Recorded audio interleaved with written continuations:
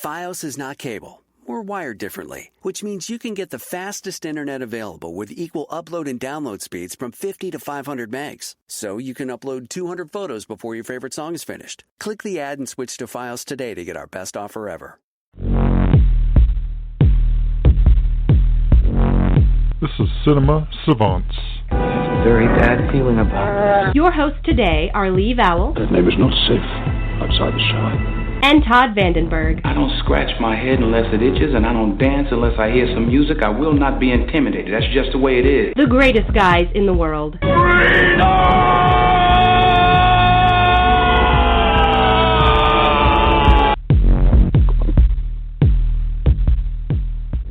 And welcome to the periodic show that we have called Cinema Savants, where we talk movies. And I haven't done the show in a while, but, you know, it's getting to be fall movie season, so we are back, at least temporarily.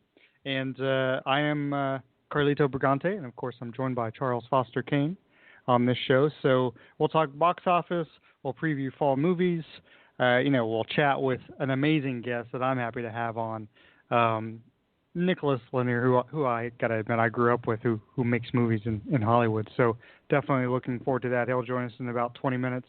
And I believe, Todd, Charles Foster Kane, we have this, because I'm going to be Carlito. I believe we have the snippet from film this weekend.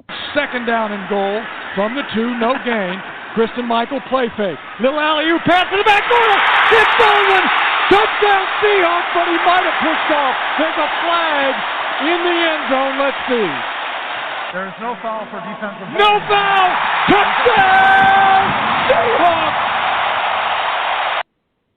Yeah, sorry, that was the wrong. I hit the wrong button. That is the game film. That is the game film called Lee Rubs It In. I hit the wrong. At the 9-yard line, the shotgun snap. Tannehill awaits. He gets it. 4-man rush. He goes down in the end zone. The ball game is over. Cliffhanger. I really thought that was Scully. That is the game film Lee Rubs It In Redux. I know you don't really. It was just kind of a joke, and it was a good game. But we're not here to talk football. We're here to talk films. They played much better than I thought. We are here to talk films. I want to thank a couple briefly. Computer Parents, SVG Computers NC on the Twitter 919-653-8496.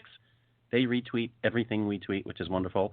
Also, a shout out to Jimmy Star at Dr. Jimmy Star on your Twitter, host of the #1 web show in the world, and he apparently for some ungodly reasons likes our stuff. So thank you to both entities on the Twitter. I really need to check out the Dr. Jimmy Star show. I mean, it's interesting. It's an interesting thing, and I'm not saying that he's not sponsoring the show. It's just really interesting. So no, it's not interesting, or he doesn't. No, he sponsors his own show. He would not sponsor us. That would be bizarre and frankly ill-informed on his part. Yeah, it does look like a very interesting show. It has actual cool guests, unlike us, except for tonight. Oh, yeah. Tonight we have a... Well, we actually... we always have cool guests. We just don't usually have a show, so that's why we don't have good guests. Because if you don't have a show, you can't have guests. Right. And when we have a show, we have a guest. Yeah, well, that's a horrible way of putting it. But anyway, let's talk about the box office this weekend. Scully has been a huge flop. It's been out for well over a week, and it's only made $35 million. What's wrong with this film, Todd? Apparently nothing. I haven't seen it yet, but it is a September box office record, and it's about Tom Hanks' fall box office record, and it is a Clint Eastwood joint, as I'm sure he would love to say. I'm sure he refers to all his films as CE joints now, so haven't seen it. Like to see it. I like the director's work, other than when he's talking to empty chairs, and I like the actor's work, so should be a fun-filled time. And films 2 through 5 are really one film, as far as I can understand. So if the Suicide Squad breaks the branch of the tree in the wildlife of the jungle, it causes you not to breathe anymore. I'm not really. That's a long title for a film, but it seems to have done well over 22. I'm going to guess about $32 million combined. Almost this weekend. Yeah, I've seen Don't Breathe. It's a pretty good thriller. Saw Suicide Squad. It's a comic book movie. It's there. At some point, not tonight, but at some point, we'll talk about the summer that wasn't about summer blockbusters. But that's all I'm going to say about Suicide Squad right now. Are you disappointed by what Suicide Squad has made, though? 307? Is that I don't know how much it costs.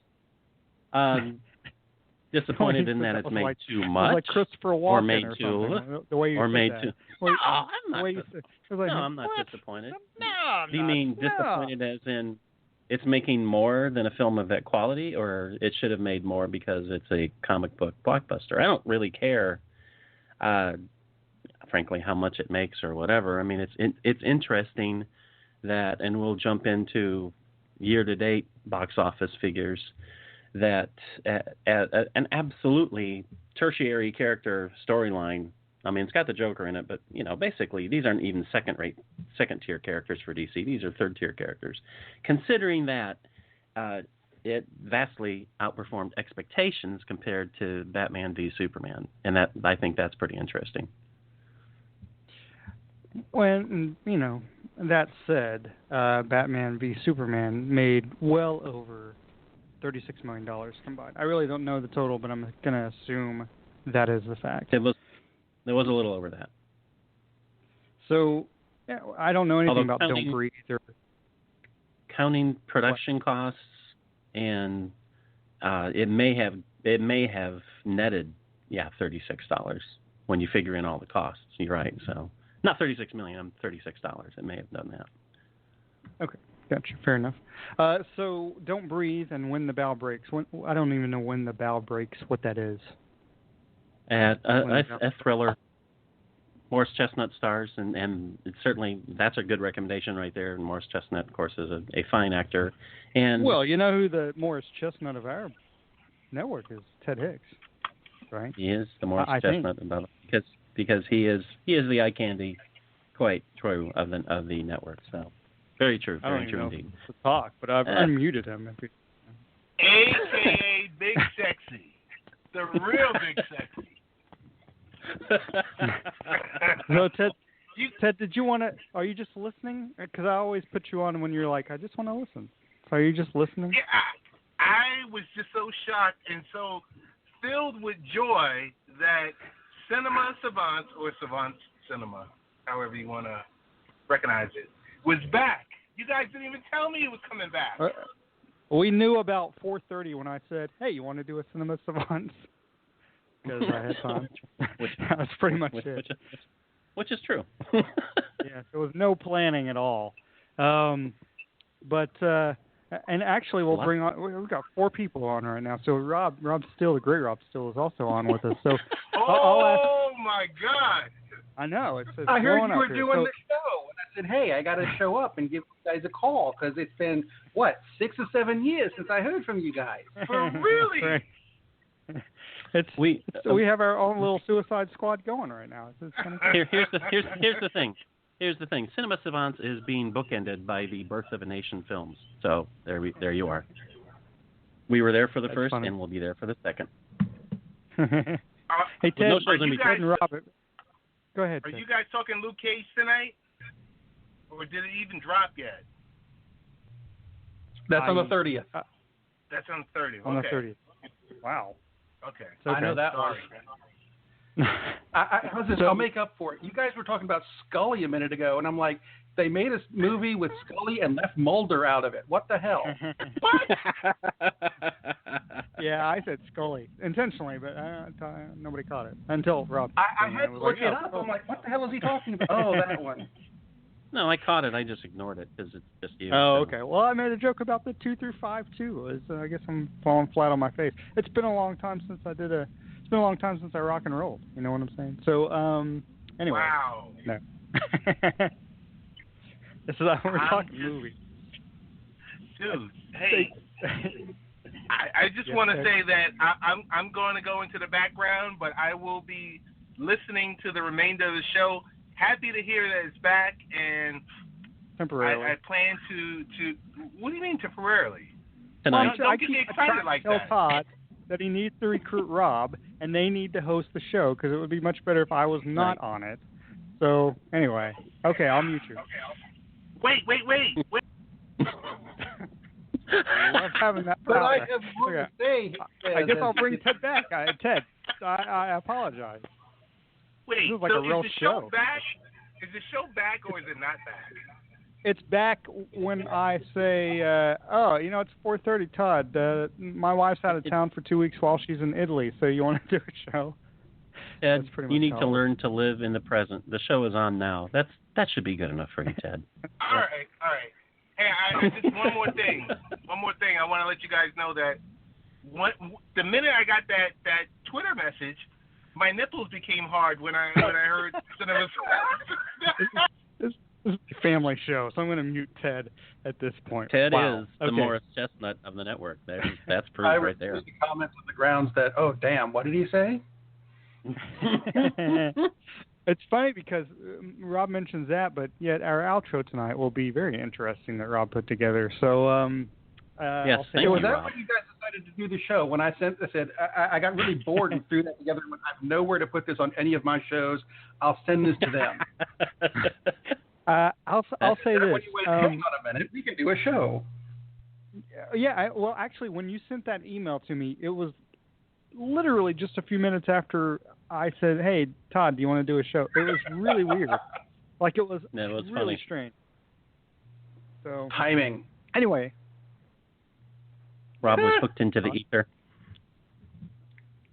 No, I mainly wanted to call in because I saw you guys were talking about early Oscar buzz and whatever that crap is. I finally got around to seeing one of last year's big Oscar movies. And now I've forgotten the name of it. The Mad Max Fuzzy Road, Furry Road, whatever. And I know Todd would be proud of me for finally getting off my whatever and watching this. And I've got to say that movie was a fairly good sedative, I thought. But I wanted to ask you this. Is it just me, or did you not spend most of the movie going, will someone please shoot the dork with the guitar and the speakers? No, that was the third best part of the movie. That was the third best part of the movie. I loved it. Well, when he finally got just off, yes. I just spent the whole movie going, shoot him. Someone shoot. They didn't shoot him in this scene. Damn it. We got to wait for another scene to come back around. They're coming out with a monochromatic edition in December, black and white. Actually, it's not black and white because that would be weird if it was just. So it's actually grayscale, but what they commonly call black and white. Black and white would be awesome. That way we can fall asleep and we dream in black and white anyway, or so they claim. Although I wake up and have dreams where I can go, hey, I remember that thing in my dream. It was orange, but if it's black and white, how do we know? Anyway, yeah, goody. A black and white version of a movie that I'd like the time back I spent watching it. I liked it a lot. I know you really did not like it, but I did. It's not that I didn't like it, really. It's just that I didn't think the first Mad Max movies were that good to begin with. And then all of a sudden, we're making a fourth one, and everyone goes, yay, a fourth Mad Max movie. And I don't remember them being that big to make a big deal out of them now, so we watched the new movie now, and it wasn't that. Maybe I should have gone to see Scully first. You should have seen Scully. Scully is amazing. I suppose. The effects of Scully, especially in black and white, top notch. And that cameo by Mulder, they really should have had David. Do they have David Duchovny do a cameo in that movie? They really should. He plays the gremlin on the wing. Oh, the one where Shatner looks out the wing and says, Exactly. Spock, we're going to crash into the Hudson with ellipses and Christopher Walken. Yeah, and Bones says, "I'm a doctor, not a pilot, damn it," and and then they hit. So there you go. That was loud. Damn it, Jim, I'm a surgeon, not a landing gear. Yeah. By the way, Ted texted me and said Gillian Anderson is still hot. So duh. I don't know. quite true. Quite Anyway, true. I mean, Scully role was played by Brendan Gleeson, which I thought was pretty interesting. So.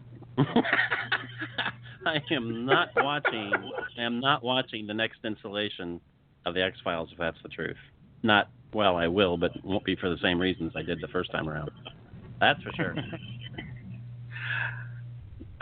Anyway, yeah, we got to get Rob to host this show with you, Todd, because that would make a very entertaining show, more than I. Here's the thing. Rob hates Australia, which is why he doesn't like any of the Mad Max movies. Even though the first one is only okay, the second one's great, the third one is deplorable. So I'll say this: Australia is not the best Baz Luhrmann film. There are other Baz Luhrmann films that are good. Australia is not so good. No, Australia is not that good. That's quite true. What's that? Or did I lose everyone on that? Wasn't he the guy who did the Sunscreen song? And why the hell do I know that? Maybe he did. I mean, he did Moulin Rouge and he did Romeo and Juliet. He's a good director. It's just Australia wasn't his best, even though he is Australian. No? I have nothing against. I like Australia. No, clearly you don't. I'm just wondering where everything went in Australia for those movies. Because, I mean, they drove. We're driving for 17 days in this direction, and we haven't run into the end of the country yet. There used to be an ocean, but the ocean's gone now. I don't know where it's gone. There used to be buildings and aborigines and kangaroos. Why wasn't there a kangaroo in this movie? Got a guy dangling from a car with a guitar and speakers, but no kangaroos. It was filmed in Newark, and that's why. Oh. No kangaroos there. Lots of devastation, but no kangaroos. There you go. Okay. Where the ocean? True. Absolute truth. Yeah, it is. I mean, I thought the Loudon and Wainwright part was pretty good. But wow. Anyway, yes, I think just not on Thursdays. Oh yeah, I don't even know what day of the week it is. Honestly, it's like literally. Yeah, I found out a little while ago. So in the meantime, you guys go with the show. I've got to go put some kids to bed or something. All right. Well, thanks for calling in. I'll still be listening. I just won't be near the microphone. Okay, thanks. We're being monitored twice now. This is so much pressure. Although really, this could be, I was going to say double our normal audience, but 2 times 0 is not double, so it's infinitely greater than our normal audience.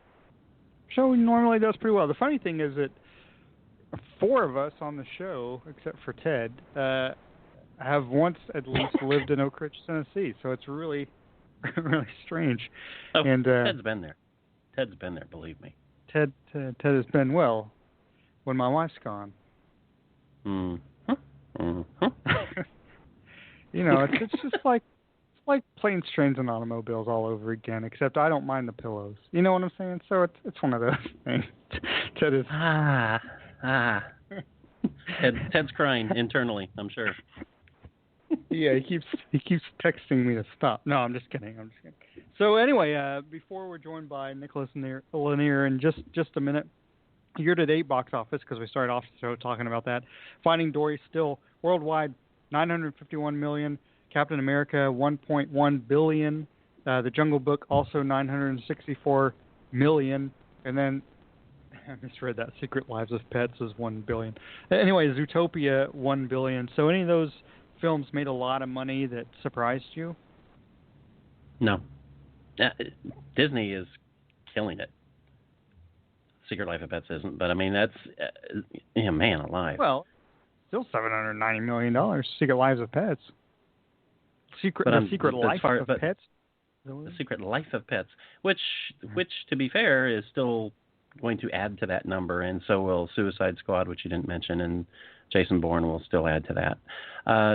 But yeah, Disney is like Disney up on Suicide Squad. That's why I didn't mention. I mean, we're not here to. By the way, this segment is sponsored by Suicide Squad. So go ahead. Suicide Squad.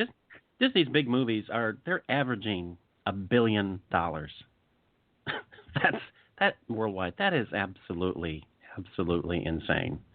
And the company's still struggling. Not that much now. And that's one thing I've put in those numbers is the domestic numbers versus worldwide is, and this has been going on for several years now, but there are very few movies anymore that don't make more overseas than they make in the U.S. Finding out of all those top films, top domestic films in the U.S., the top 10, Finding Dory is the only movie in the top 10 in worldwide grosses that didn't make more than half of its money in foreign markets. Yeah, which is and interesting. That was barely. Yeah. It was like 50.8% was U.S. Everything else is 60% of the money. In some cases, you go back to the Transformers movies, they're making 70, almost 75% of their gross is overseas. So the market has changed radically. I mean, that's why you have movies like Warcraft, which I know it's not in here, but Warcraft didn't even make $50 million here.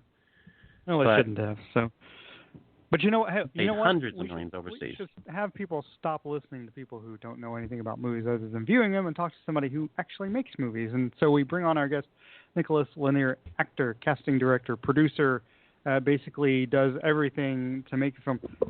How are you, sir? I'm wonderful. How are you all?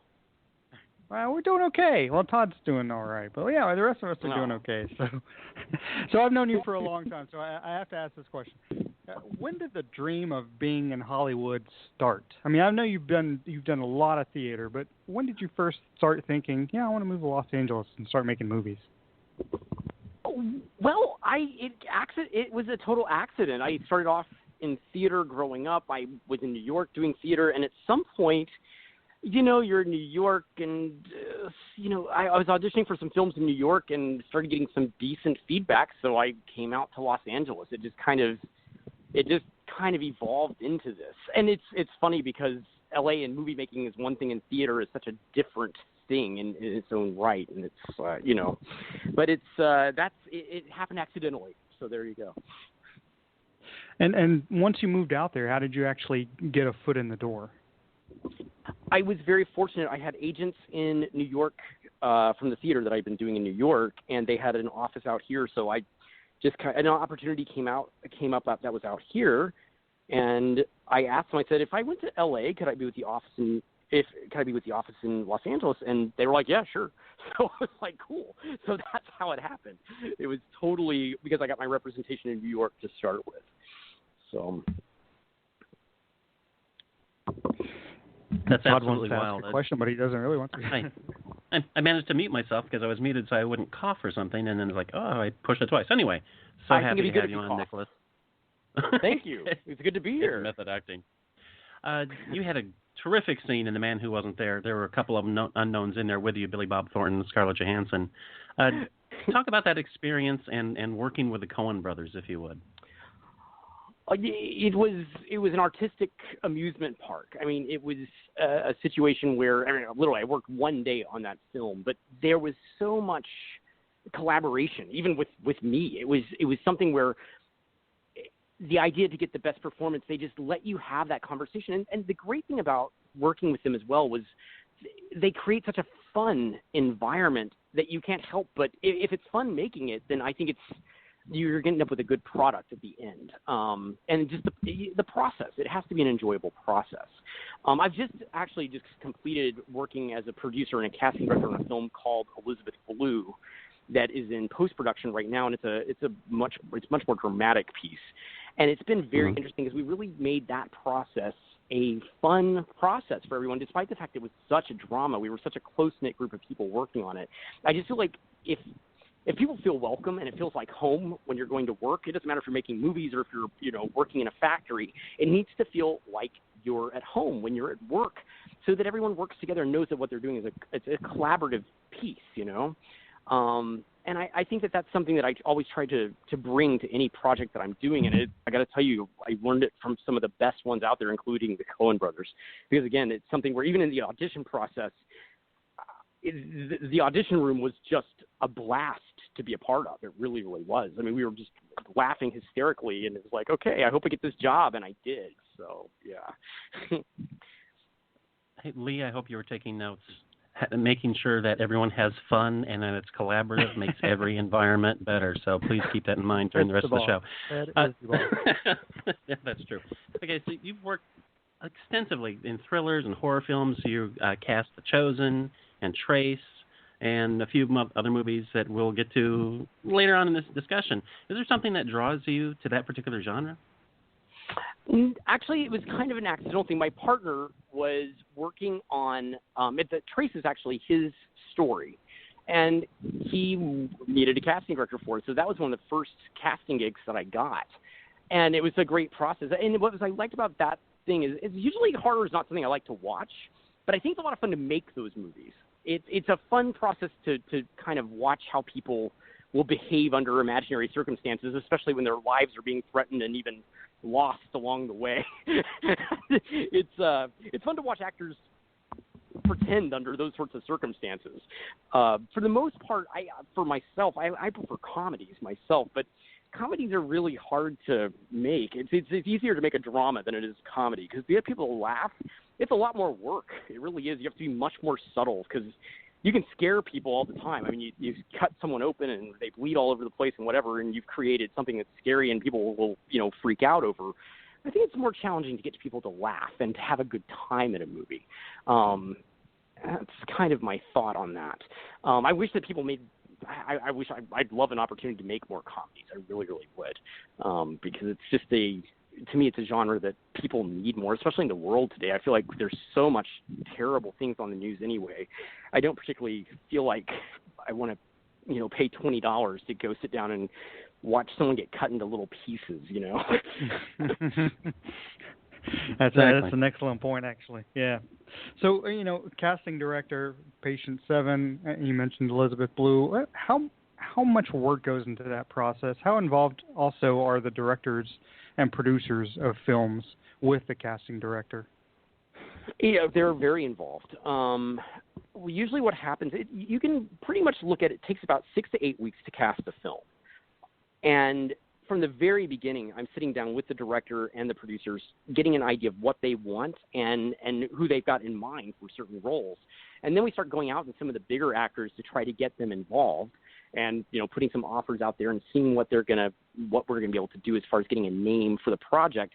And then you have to start lining up auditions. And usually, even if we're planning on going out to a major actor, I'll still see unknown actors for a piece just because you never know, until the offer is signed and sealed. If you can find somebody that's wonderful and terrific, that's an amazing thing because there's such great actors out there. And it serves as an opportunity to meet some actors that are out there that otherwise you wouldn't get to meet. We just had an experience on this film, Elizabeth Blue, where we read a great deal of actresses for the role of the mother in this story. And we weren't finding what we wanted, but it was interesting over the course of doing that and having some callbacks with some of the actresses, we actually discovered things about the story that we wouldn't have known otherwise, because it was sitting down in those sessions with those actresses and seeing what it was that they were bringing with them that worked and what didn't work, that when we finally got to the point where we were, shooting the film, a lot of that information that we got from those unknown actresses was actually very useful for the director to have on set when we actually were shooting those conversations. Kathleen Quinlan ended up accepting our offer for that role and playing the role. She was fabulous. She was so wonderful. But it's something where I know that for the director, before we even sent that offer out to her, he learned things from our casting sessions that he just wouldn't have had otherwise. Because until you get it on its feet, you don't really see what it is. And we bring in, I try always to have a reader in my room. So I usually go out to theater and pull in actresses and actors. I'm like, hey, want to work as a reader for me for the day? And they'll come in and they'll play the other part in the story, because a lot of times actors come in and they read, and it's hard to read with them. I mean, I used to be an actor, so I try to give them everything I can, but I can't exactly be a 65-year-old woman. That's not going to work real well, So it's great to have an appropriate actor in the room reading with the other actor, because then you can actually see them play together. And again, that's where those tapes, when the producers and the directors see them, they learn as well throughout that process.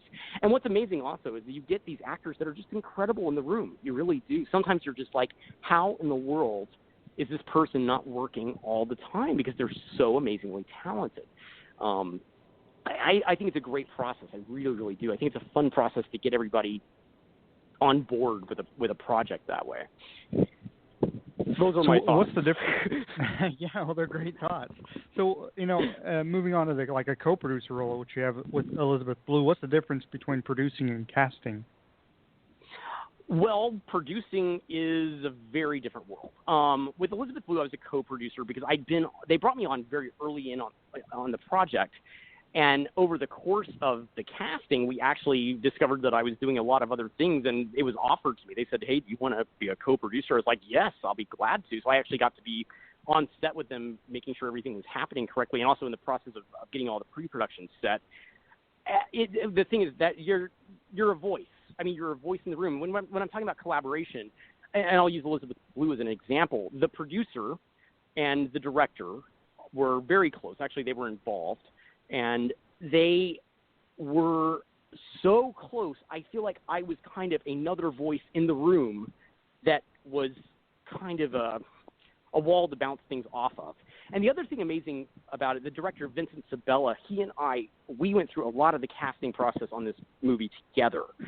So that learning process, at the end of every single day, we would just sit down and talk about the story and talk about these people that were in the story in a way that really helped develop the project. And it was something that it's an amazing thing to create a story to be involved with a story that you get passionate about.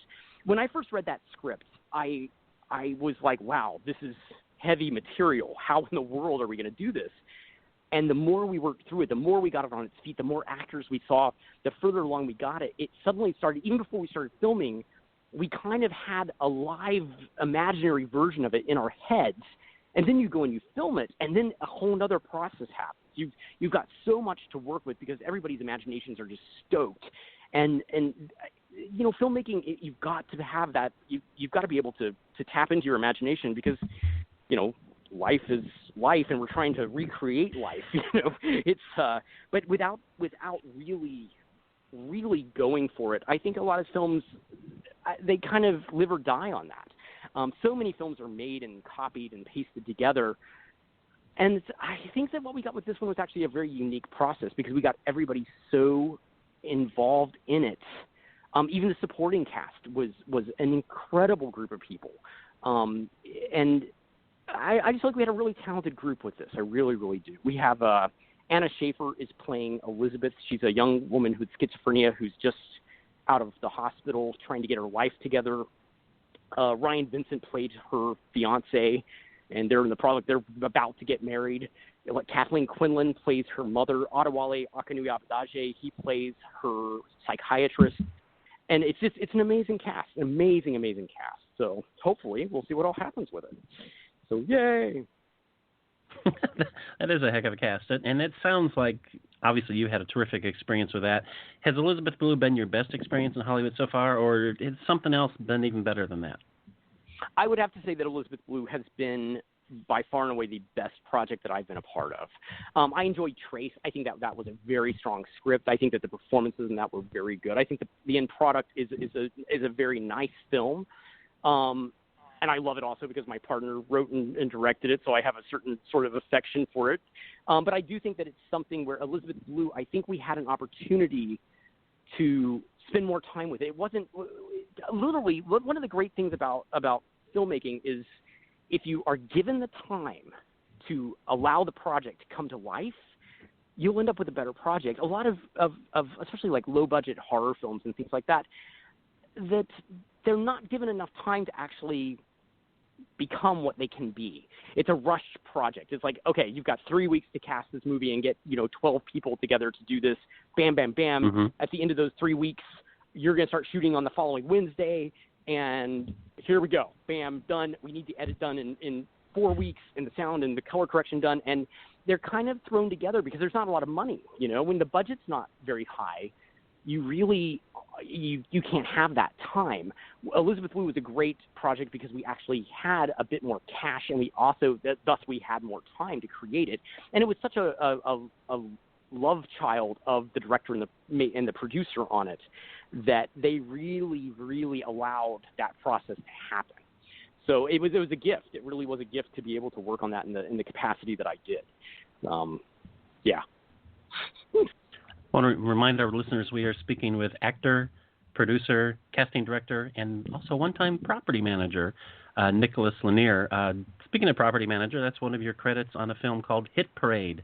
Lead said, hey, we're going to do this. So I went back and I watched Hit Parade today. I watched it about 2 hours ago. I finished it. Fun movie. And not because you're on here, you were amazing. You were so fun in that movie. You have any interest in getting back in front of the camera? Oh, yes and no. It's something where, having been spending the last couple of years just doing casting, when I line up my schedules and I see that in a day I'm going to see 20 actors, and knowing that I'm going to see 20 actors on Monday and 20 actors on Tuesday and 20 actors on Wednesday and 20 actors on Thursday and 20 actors on Friday, and out of those 100 actors, one person is going to get the job, it makes me go, I'm glad I stepped away from acting because the odds are so not in their favor. And I love acting. I think it's a great process. But the amazing thing is being in the room with these actors that are coming in. I actually do get to be there around these other actors. It is something where acting, it's a craft. It's a craft, and some people are so wonderful at it. But one of the issues that actors don't understand is that we actually want them to get the job. A lot of actors just they shoot themselves in the foot. I know for myself, I shot myself in the foot many a time on auditions. You get nervous, you get shaky, you want to please everybody. And the fact of the matter is that's not what it's about. What you need to do is come in and be a part of the story and be a collaborative person in the room with the director. There's no need to get nervous. Nerves will kill actors left, right, and center in that room. It was for the lead in for Elizabeth Blue. I'll just use the most recent experience. We had 10 actors for chemistry reads with our leading actress. So they came in on a Saturday, and we gave each one about 20 minutes to come in and meet the actress and talk to her for a while. And then we taped about 3 conversations from the story. And what was amazing, out of those 10 guys, I have to tell you, all 10 of those actors, great actors. I mean, there was not, I sound like Donald Trump. They were great. They were tremendous actors. They came in and we had gone through this process with them.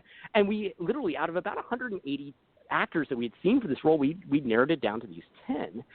And I watched them one by one come in and let their nerves destroy their performances.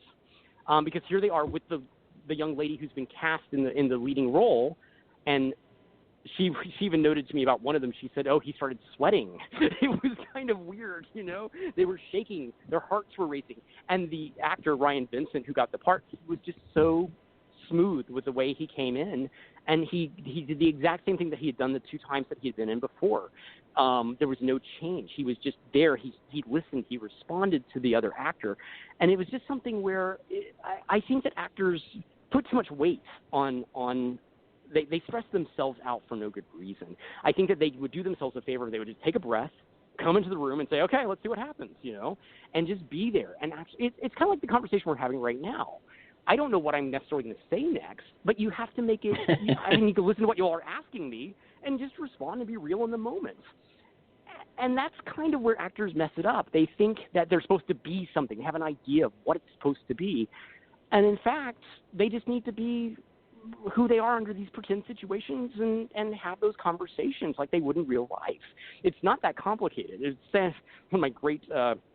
one of the great acting mentors of the world, who's passed on at this point, Sanford Meisner. He said it's a very easy thing to do. It only takes about 10 years to learn how to do it. And he's right. It takes about 10 years. You have to keep doing it and doing it until finally you just relax into it and go for it. It's very simple, and yet at the same time, people are concerned about their hair and their makeup and all this other stuff, and it just, at the end of the day, you end up with performances and that are not what they could be, you know. And it's sad because so many people put so much money and energy and have all these dreams about doing it. And again, they psych themselves up for something that if it doesn't work out, I feel like a lot of people feel very let down and kind of resentful.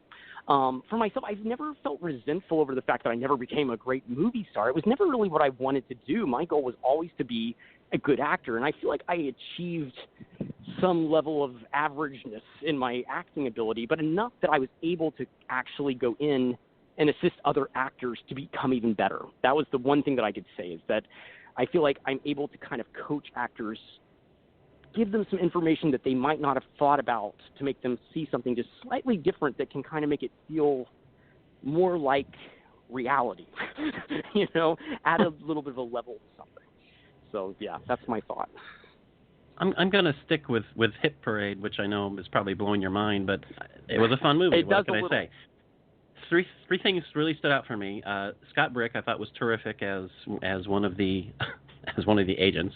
The score, I thought, was great. And honestly, you really stuck out for me. You reminded me of a certain extremely well-paid actor who's been in a lot of Marvel movies in that film. It was almost like you were channeling that particular actor. Was there a particular what was in your head when you were playing that role? Because the role it's kind of over the top. Well, it's really over the top, but it completely fits in the movie. I mean, seriously, it's great. And by the way, it's on Amazon Prime, and everyone should watch it. It's fun. Well, I have to tell you, the only reason why I feel like why you can say what you're saying is because that role was actually custom made for me. The guy who wrote and directed that, Joe Casey, we were seeking out. He was helping me finish off a film that was not finished, that never got finished, right? And what happened was he turned to me one day and said, I don't think we can finish this film. Why don't we make a totally different film? And he started writing this script, and he custom made that role of Speed Racer in that for me. He basically took all my mannerisms and my madness that I have on a day-to-day basis, and he put it all in the script.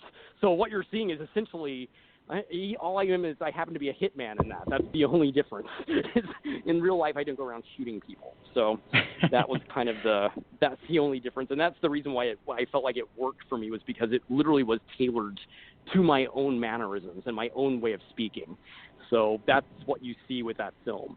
That film was a great experience, and I have to tell you, it was my film school. It really was my film school. It was something where I had never had, I'd had some failed projects before that, but it was the first time that I was given a script and we had enough money barely to do anything. And again, it's kind of a very, we shot that I think in 2006 and 2007, so we were using very kind of antiquated machinery to what's out there nowadays.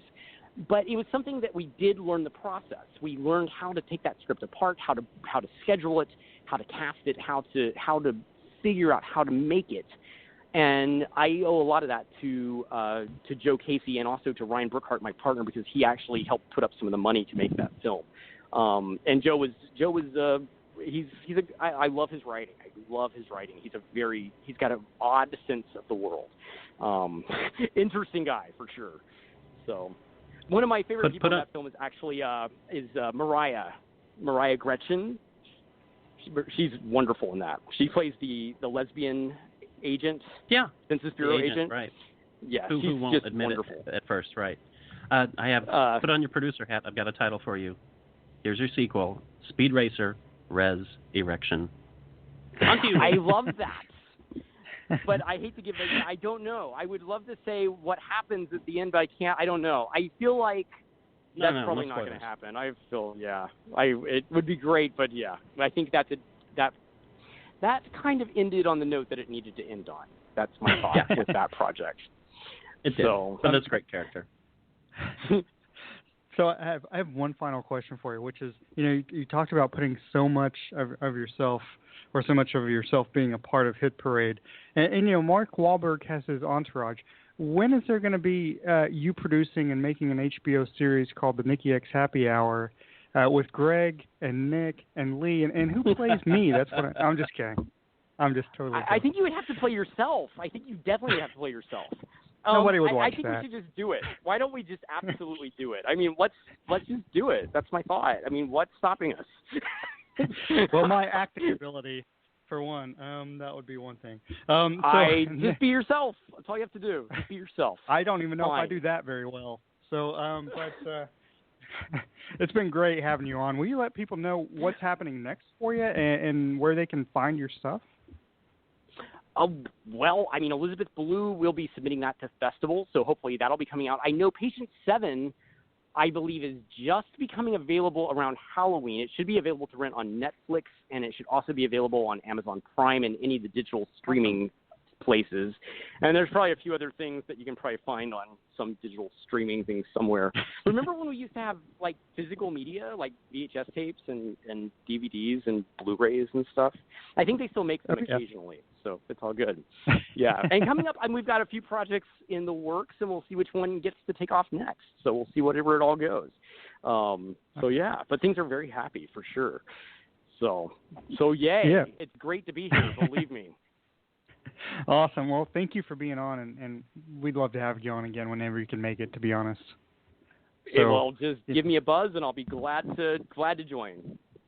Awesome. And next time you're in town, we got to get together. So, I'll talk to you soon.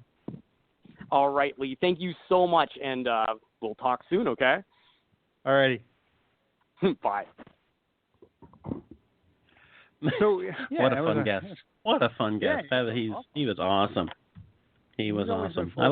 Full of energy and a really nice, really, truly a nice person. So I was looking through the filmography because I wanted to see. I wonder if I can catch him in anything, because I made a point of catching, like I said, Hit Parade, and I saw, okay, he's got a fairly big part I want to see. And honestly, the movie's pretty good. I mean, you can tell it's low budget, but they got every penny out of it. I mean, it doesn't look like, oh wow, what a piece of crap. I mean, it's well done, but man, he's got so much energy. He's like. And honestly, he wouldn't say it, but he seriously, the energy reminds me of Robert Downey Jr. It really does. I mean, I can see it as like a companion piece for Kiss Kiss Bang Bang, which is a fairly big budget film, which isn't quite about a hitman, but also, it's just a little picture that hardly anybody saw. But he really does. He's got that much energy and that much vibe. And even though he's a hitman, he's a fun, funky character. I mean, it's a cool. You should watch it, seriously. Amazon Prime. Good flick. Hit Parade. And we have a few more minutes, so moving on to like big fall films and maybe Oscar-worthy films or films that are going to be nominated for Oscars. Very small budget. Sully, of course, with little-known Tom Hanks. I believe his dad was in some films. And Clint Eastwood, who directed that film. We've talked about that. So Snowden, which opens Friday, with Joseph Gordon-Levitt and Oliver Stone directed. Stone's had some films where they've been kind of disappointing over the last little while. What are your hopes for this one? I have big hopes. I mean, Stone has, like you said, he's not been at his peak for a while, but I'm sure he still has plenty of juice left as far as the behind the chair. He stood behind the director's chair. He never sat in. He's a very animated guy. Joseph Gordon-Levitt's one of my favorite actors. I mean, he's a terrific actor. He puts everything into it, and he does his best to dive into the part and become that role. I mean, you can hear in his accent for Snowden when you see the trailer. So, really looking forward to that movie, and rather topical, obviously, the subject matter. It is because Christmas is coming up, and everybody knows about Snowden and the Snowman, so it'll be interesting. A little Christmas film coming out on Friday. Exactly. So the Magnificent Seven opens on September 23rd. Todd put one guy in there. Hello, Ethan Hawke. He didn't put Ethan Hawke in there. So what are your hopes for this Ethan Hawke-led Magnificent Seven with Antoine Fuqua, who also directed Training Day and also directed Ethan Hawke and Denzel Washington in that one. So what are your hopes for this? Tone called me and said that Hawke is on the cutting room floor, so it's actually the Magnificent Seven. So sorry to tell you. It's really, it's got a terrific cast. Great cast, is it not? It's absolutely it is. a great cast. Gosh. Yeah, I mean, I just went with, the lead actor and all these because I wasn't going to list blah, blah, blah. I was just kind of shortening it up. But, yeah, terrific cast. The film has been made a few times, but I'm really hopeful because they've got some really good actors, obviously, and a really good director who hopefully it'll within the entertainment, there'll be something of a message in it, I think, and I'm totally looking forward to this film. It doesn't really fit in with the Oscar vibe kind of thing we're talking about, but you never know. You never know. There might be a part that does stand out in there. Denzel, Ethan, those are both guys that certainly fit that mold. So, we'll see what happens with that. But I'm going to go see it. I think it'll be a fun flick. And Birth of a Nation, which is a remake of a film, of course, about this one's about more Donald Trump voters in the South, which is interesting. They ride around on horses a lot. So, what are your hopes for what? What did I say? Did I say something funny? Anyway, I don't think it's a funny subject. The horses. The horse is funny. Oh, the horses. Yeah. Horses are hilarious in this film. So, Birth of a Nation, obviously. Make me laugh, man. Birth of a Nation, obviously not about what I just said. It's about Nat Turner and his rebellion of 1831. A really good cast. It looks like a really good film. Hopefully, I mean, it's gotten really good early buzz. Your thoughts? Yes, it does. Again, another movie I'm looking forward to. Obviously, talk about a message. This is the message movie, of the fall, and again, certainly a timely time for it. And I'm sure it's going to be rather brutal in some scenes, which, concerning the subject matter, it should be, shouldn't it? It reminds me of when 12 Years a Slave came out, and people were saying, well, I don't know when I want to watch it because it sounds like it's going to be kind of violent. And it's like, really? No kidding. You think it might be violent? A movie depicting slavery is like, well, it's going to be tough to watch. It's like, it's kind of the point. Kind of the point there. So, That's right. Sorry to soil your dainty little soul, but this is the purpose of the film. Yep. And then the last one we have to talk about, of course, is the remake of the Arrival, starring Charlie Sheen. I'm not sure why Todd put this on the list, but I mean, Charlie Sheen, he had that big flare up. Maybe it'll have a lot of publicity due to that. Stars Charlie Sheen as a garbage man with his brother Emilio in the Arrival. So I guess it's just about arriving on time, picking up garbage. Is that what it's about? This is Men at Work too. That's actually the working title. Yeah, it's interesting that a lot of science fiction. We're getting some thoughtful science fiction films.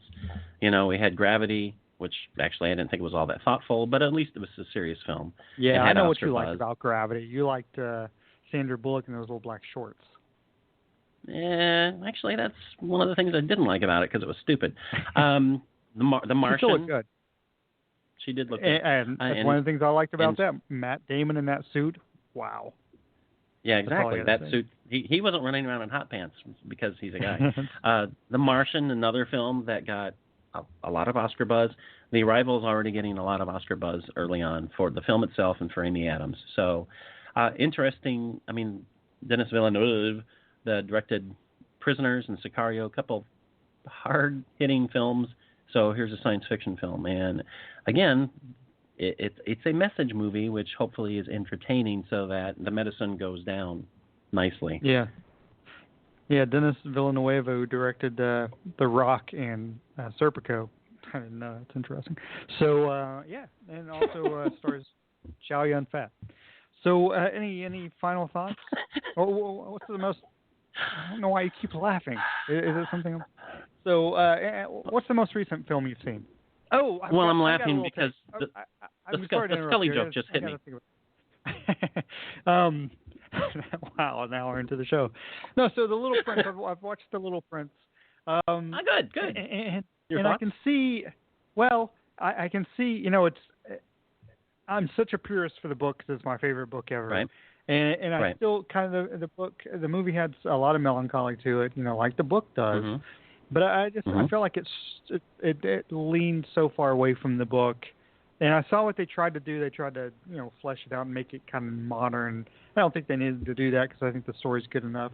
About halfway through, it was okay, but I felt like halfway through I was thinking, okay, that's all we've got. All we're going to get out of the book, and the rest is going to be whatever they want to do with it. So it was a little disappointing, but it was sad. I mean, it was.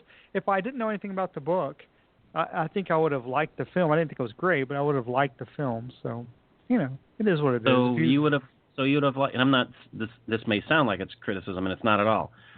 You would have preferred they just made a straight version of it, which would have had to been a short feature, because you can't make a feature-length film of just that book. Well, there's true. not enough. I mean, it's not long enough to do that. It's not long enough. You could flesh it out a little bit more. I mean, you could have more of the desert scene because there is more. I thought that what they took from the book was so short. I mean, they took the essence of the book and just made it short. Mm-hmm. So the book it can make it into a longer film. You can make it. I mean, this film was only an hour and a half. Maybe it was over that. Right. But what they took from the book was so short, and even taking it from the book, it's like, there's snake. They keep showing the snake. It's like, it's not really the main thing of the book. I mean, you could do a little bit more with it than just, I just thought the choices they made with what they took from the book itself, they could have made different choices. But again, it wasn't a bad film. I just, I didn't really go into it thinking, well, this needs to be this, and this. I mean, I'm okay with taking some artistic license with source material, obviously, but I just thought they left the source material too early. They left it halfway through the film when they just borrowed a little bit to begin with anyway. And then I guess I didn't really care for the whole thing with when they did leave it. The little prince is older, and it's like, that was a little sacrilege to me, I guess, because it's not. Yeah, I didn't the whole point is he's innocent, and he's going to always remain innocent, and that's the point of his character. The older Little Prince kind of threw me off, and I wasn't quite sure why they went in that direction. But I totally get what you mean about, because Watership Down, that's my favorite book, and of course they made a film of that, and I thought they did a pretty good job with it, but no, it doesn't hold up to the book. And which, that always, I see that movie's not as good as the book, blah blah blah. But in this case, it's true. I mean, they just. Do you think Paramount was smart in backing out of that, or did they miss an opportunity? It still should have been released. I think if Fiona watched it and she liked it, I think people would have liked it. I mean, I don't think there are so many Little Prince book devotees out there like me that are, I'm not going to. I mean, that's a very probably small miniature part of the population. So I think they still should have released it in the films or into theaters. I have to ask you this question. Do you honestly think anybody at Paramount has ever read The Little Prince? I don't think that had a thing to do. I think because it's a melancholy film, and they were afraid of that. I think that's what scared them off. That they didn't see it as being a big, happy commercial picture. Yeah, but it's really just a French film, right? And they've just kind of revamped it into have an American voice. I thought the character actors that used, or the voiceover actors were good. I mean, I didn't think it was anything horrible about the film. The whole thing with the propeller going into the house, I was like, they don't really need that. I mean, I just thought there was so much. I don't know. Now I think about it, I'm actually liking it a little bit even less. But so anyway, by the end of the show, which is like in 2 minutes, you're going to hate that movie. Well, I'll be cheered up by what Rob put together that we're going to end the show with. So, but do you have any final thoughts? Seriously. For the movie's not great, but it's fun. But if you have Amazon Prime, make a point of looking up the Hit Parade, because you will be very happy watching Nicholas Lanier, because it's a really fun performance. Honestly. You know Hal Lanier, the former Astros manager? Yes, I do. I know him personally. He's actually related to Nick. So, and that's not a joke. Is he really? He's a is he really? So, small world. It's a very small world. You need to take him up on that Nicky X Happy Hour movie too. I do. I would play myself though. That'd be terrible. Nobody would watch that. I would be like the turtle character or something. So that's our show. Thanks again to Nicholas Lanier for being on, and Rob for hanging in the whole show, and Ted for being Ted. So here's what Rob put together. And if you like Harry Potter, you should definitely tune in to listen right now. And now for After the Credits. What happened after your favorite movie series ended? This week, Harry Potter. We open the story in a typical Muggle house.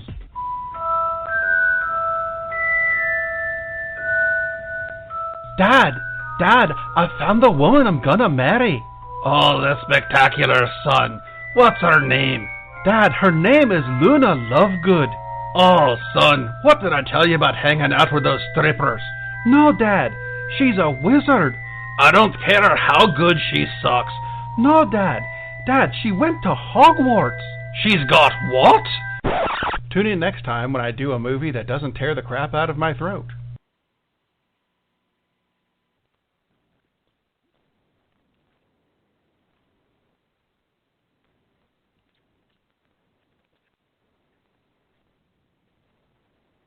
When you don't go to Geico.com, car insurance can be hard. Like early 90s heavy metal hard. I'm yelling and screaming and I'm loud. Roar! Geico makes it easy. You can review and update your policy or report a claim on Geico.com or the Geico mobile app. Because shouldn't we all have a little less stress in our lives? I'm not even upset about anything.